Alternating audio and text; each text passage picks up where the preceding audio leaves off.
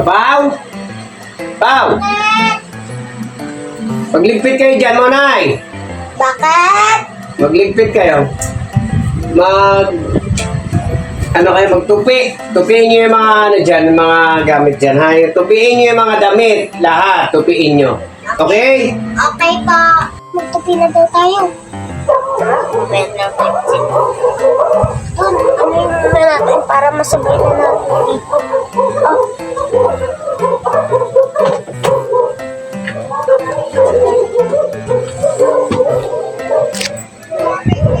Ay, may panty dito. Oh, no! Ako? Mukhang may bago ka si Papa dito sa loob ng bahay, ah. Ay, meron pa dito, oh. Dalawa? Wow! Tanungin kaya natin si Papa. Pag mali yung sagot niya, ano lang gagawin ko sa kanya. Tara, tara. Wala lang,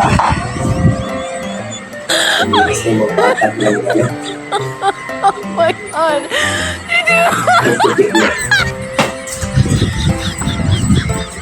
Papa, may pinapapasok ka po ba dito ng babae? Right? Teka. Bakit nila sabing may pinapapasok akong babae dito? Alam niyo naman na hindi naman ako nag-ano ng mga babae. O talaga kung ano-ano iniisip ko sa akin eh. Natapos yun na ba yung tupiin doon? Opo, may nakita po kami panty. Papasok ng babae. Ito na. Ano kasi,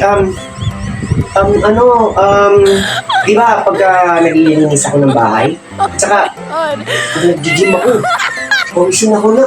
Ito yung ginagamit kong pamunas.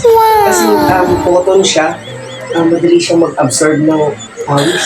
So ito yung mas komportable kasi akong gamitin na ipamunas sa pawis ko.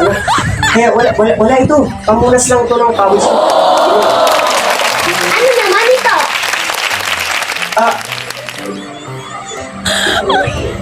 Panty na ito, anak. Ano to? Ayun. Yung, di ba pag nagluluto ako ng ng ulam, ito yung ginagamit ko. Paano? Ano kasi? Paano gamitin? Ano gamitin? Ito. Yun. Yan. Kasi di ba pag nagluluto ako ng ulam, pagka ganyan, may buhok, ang natanggal, mapasok sa ulam natin. Kaya ganito ginagamit ko. Yeah, ito yung gamit nito, anak. Pang talaga sa buhok para hindi yung ano. Eh, paano naman ito? Mapapaliwanag ko na yan?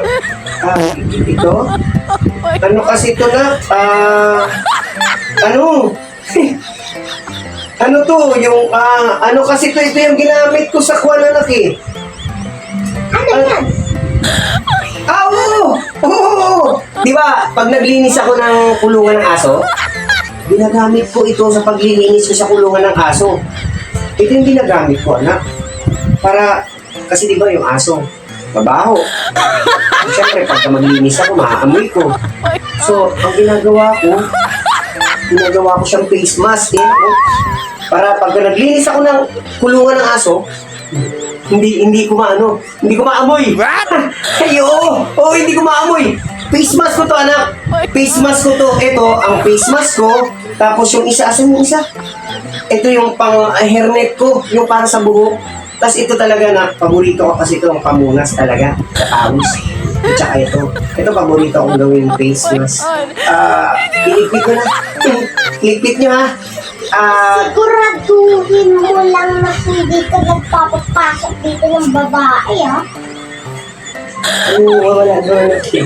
Alam mo naman, hindi na ako magano ng babae. Sure? Opo. Oo naman.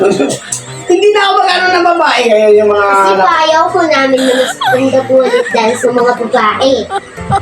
Paulit-ulit ka nilang sinasaktan. Paulit-ulit ka nilang iniiwan.